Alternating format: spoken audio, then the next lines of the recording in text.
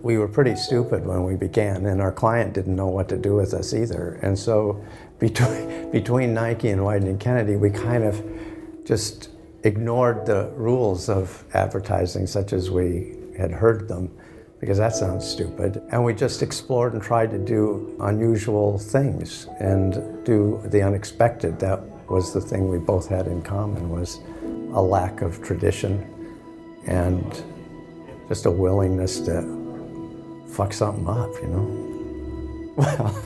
Well, yeah, I started out as a writer, and oh, I'm just getting flooded with too many memories. Well, when I first met Phil Knight, Kennedy and I were in Idaho, and he introduced himself and said, "Hi, I'm Phil Knight, and I don't believe in advertising." And Kennedy and I looked at each other like, well, how are we going to get out of this one? So that was a primal effect on this agency, because suddenly he didn't believe in what is the normal thing to do, and we didn't know anyway.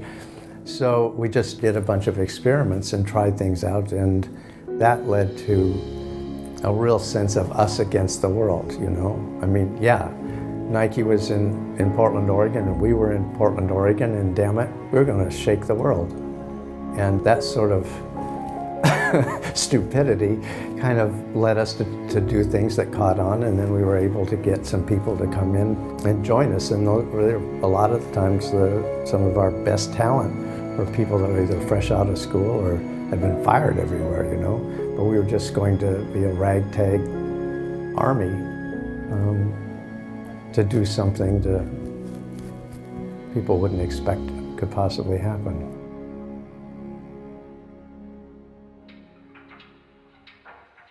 So the first real television campaign that Nike did,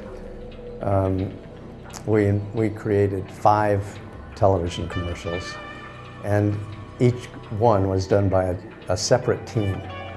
And the night before we made a presentation to Nike to show what we'd come up with, I was a little worried because the teams were so different and the approaches were so different that I thought we needed some tagline or something that would hold it together.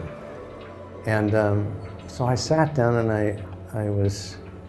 I wrote about 3 or 4 things, and then I actually, for some reason, there was a young man that had come from Portland, and he was a big troublemaker, and he went to Utah and killed a couple in a gas station.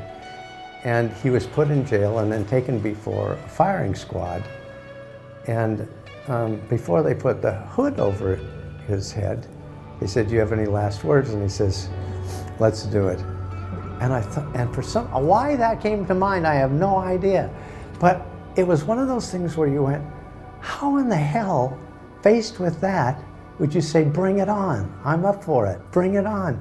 And I just changed it a little bit and said, "Just do it." So in the morning I showed the team and they went, "We don't need a tagline."